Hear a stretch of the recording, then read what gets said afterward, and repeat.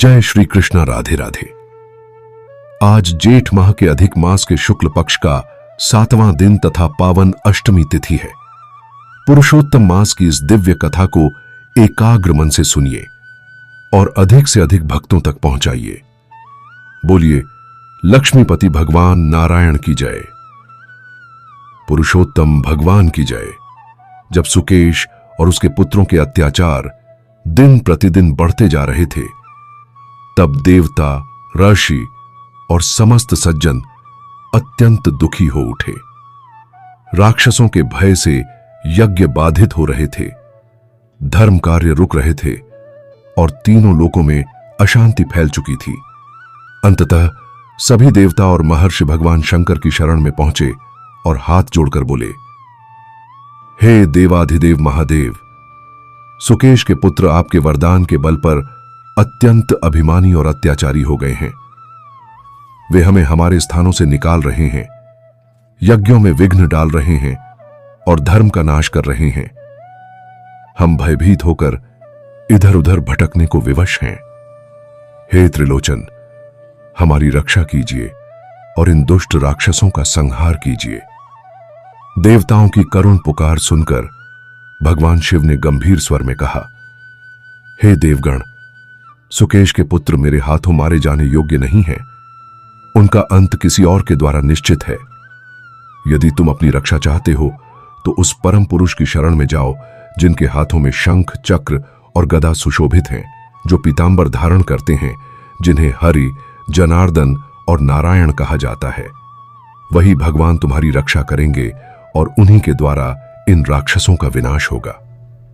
भगवान शिव की यह वाणी सुनकर देवता और ऋषि प्रसन्न हुए। उन्होंने महादेव को प्रणाम किया और तुरंत वैकुंठ धाम की ओर प्रस्थान किया। वहां पहुंचकर उन्होंने भगवान श्री हरि विष्णु को प्रणाम किया और अपनी सारी व्यथा विस्तार से सुनाई। देवताओं की बात सुनकर भगवान विष्णु बोले, हे देवताओं, मैं सुकेश नामक उस राक्षस को भली भांति जानता हूं। वह शिवजी का वरदान पाकर अभिमान में चूर हो गया है। मैं उसके पुत्रों को भी जानता हूं। उनमें माल्यवान सबसे बड़ा है। वे धर्म की मर्यादाओं का उल्लंघन कर रहे हैं और समस्त लोगों को पीड़ा पहुंचा रहे हैं। इसलिए मैं स्वयं उनका विनाश करूंगा। तुम सब निश्चिंत और निर्भय हो जाओ। भगवान विष्णु के इन आश्वासन भरे वचनों को सुनकर देवता अत्यंत प्रसन्न हुए। वे बार बार भगवान की स्तुति करने लगे और फिर अपने अपने लोकों को लौट गए। उधर जब माल्यवान और उसके भाइयों को यह समाचार मिला कि देवता भगवान विष्णु की शरण में गए हैं और स्वयं नारायण उनकी रक्षा का संकल्प ले चुके हैं, तब वे अत्यंत क्रोधित हो उठे। माल्यवान ने अपने दोनों छोटे भाइयों को बुलाया और कहा, भाइयों, समाचार मिला है कि देवता और ऋषि मिलकर हमारे विनाश की योजना बना रहे हैं। वे पहले भगवान शिव के पास गए थे, परंतु शिव ने उन्हें विष्णु की शरण में भेज दिया। अब स्वयं नारायण देवताओं की सहायता के लिए तैयार हो गए हैं। हमें तुरंत विचार करना चाहिए कि अब हमारा कर्तव्य क्या है। फिर माल्यवान ने आगे कहा, हिरण्याक्ष, हिरण्यकशिपु, नमुचि, शुंभ, निशुंभ और न जाने कितने ही पराक्रमी असुर भगवान विष्णु के हाथों मारे जा चुके हैं। वे सभी महाबली थे, महान तपस्वी थे, यज्ञ करने वाले थे, माया और अस्त्र शस्त्र के जाता थे। फिर भी वे श्रीहरि का सामना नहीं कर सके। इसलिए हमें सोच समझकर निर्णय लेना होगा। अपने बड़े भाई की बातें सुनकर दोनों छोटे भाई गर्व से हंस पड़े और बोले, हे राक्षसराज, हमने दान दिए हैं, यज्ञ किए हैं, ऐश्वर्य प्राप्त किया है और अपने बल से देवताओं को पराजित किया है। हमें मृत्यु का कोई भय नहीं है। इंद्र, यम, रुद्र और स्वयं विष्णु भी हमारा क्या बिगाड़ सकते हैं? हमने तो उनका कोई अपराध भी नहीं किया। केवल देवताओं ने उनके कान भर दिए हैं। इसलिए हमें एकजुट होकर तुरंत देवताओं पर आक्रमण कर देना चाहिए और उनके विनाश के बाद देखना चाहिए कि विष्णु क्या करते हैं। इस प्रकार अहंकार में डूबे हुए उन राक्षसों ने युद्ध का निश्चय कर लिया। तुरंत समस्त राक्षस सेना को एकत्र होने का आदेश दे दिया गया। देखते ही देखते लंका नगरी युद्ध की तैयारियों से गूंज उठी। विशालकाय राक्षस अपने अपने रथों, हाथियों, घोड़ों, ऊंटों, बैलों, गधों, सिंहों, बाघों, मगरमच्छों, सर्पों, कछुओं, मछलियों और अनेक विचित्र वाहनों पर सवार होने लगे। हजारों रथ, लाखों योद्धा और असंख्य अस्त्र शस्त्रों से सुसज्जित वह सेना देवलोक की ओर बढ़ चली। किंतु जैसे ही राक्षस सेना ने लंका से प्रस्थान किया, वैसे ही चारों ओर भयंकर अपशकुन दिखाई देने लगे। आकाश में विचित्र घटनाएं होने लगीं। बादलों से रक्त और हड्डियों की वर्षा होने लगी।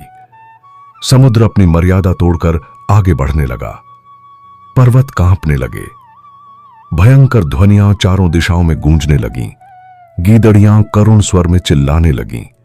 गिद्धों के विशाल झुंड राक्षसों के ऊपर मंडराने लगे और ऐसा प्रतीत होता था मानो उनके मुख से अग्नि निकल रही हो। कबूतर, तोते और मैना जैसे शुभ पक्षी लंका छोड़कर उड़ गए। केवल कौवे कर्कश स्वर में कांव कांव करते रह गए। बिल्लियां गुर्राने लगीं और हाथी चिंघाड़ने लगे। पृथ्वी और आकाश में दिखाई देने वाले ये सभी संकेत राक्षसों के विनाश की सूचना दे रहे थे।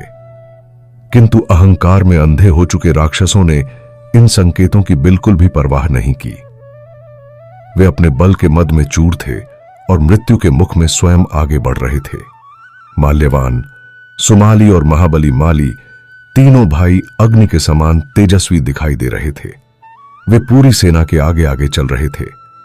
समस्त राक्षस उन्हीं का आश्रय लेकर युद्ध के लिए बढ़ रहे थे।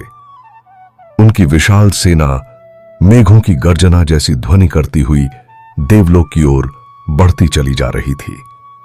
उस समय संपूर्ण सेना का नेतृत्व सेनापति माली कर रहा था। उधर देवताओं के दूतों ने जाकर भगवान विष्णु को समाचार दिया कि समस्त राक्षस सेना युद्ध के लिए आगे बढ़ रही है। यह समाचार सुनकर भगवान श्रीहरि भी युद्ध के लिए तैयार हो गए। उन्होंने हजारों सूर्य के समान चमकने वाला दिव्य कवच धारण किया, बाणों से भरे हुए तरकस बांधे, कमर में चमचमाती तलवार सजाई और अपने दिव्य आयुध धारण किए। उनके हाथों में शंख, चक्र, गदा, सारंग धनुष और खड्ग सुशोभित हो रहे थे। फिर वे अपने दिव्य वाहन गरुड़ पर आरूढ़ हो गए। गरुड़ की विशाल पीठ पर बैठे हुए पीतांबरधारी श्याम सुंदर भगवान विष्णु ऐसे प्रतीत हो रहे थे मानो स्वर्णमय मेरु पर्वत के शिखर पर बिजली से युक्त मेघ विराजमान हो। उस समय सिद्धगण, देवर्षि, नाग, यक्ष और गंधर्व भगवान श्री हरि के गुणों का गान कर रहे थे। समस्त दिशाएं उनके तेज से आलोकित हो रही थीं। तभी भगवान विष्णु राक्षसों की सेना के सामने प्रकट हुए।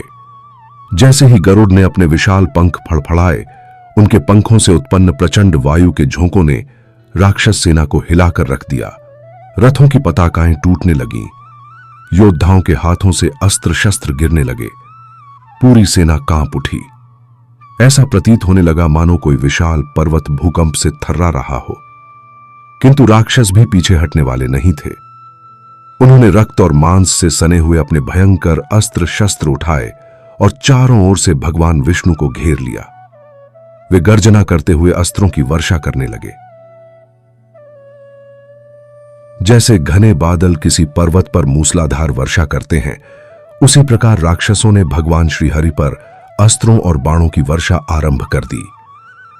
अब देवताओं और राक्षसों के बीच एक भयंकर महासंग्राम प्रारंभ होने वाला था। आगे क्या हुआ? भगवान विष्णु ने उन महाबली राक्षसों का सामना कैसे किया और इस युद्ध का परिणाम क्या निकला, यह सब हम सुनेंगे पुरुषोत्तम मास की अगली दिव्य कथा में। अतः पुरुषोत्तम भगवान की कृपा प्राप्त करने के लिए प्रतिदिन श्रद्धा और एकाग्रता के साथ इस पावन कथा को सुनते रहिए। बोलिए लक्ष्मीपति भगवान नारायण की जय, पुरुषोत्तम भगवान की जय। जय श्री कृष्णा। राधे राधे।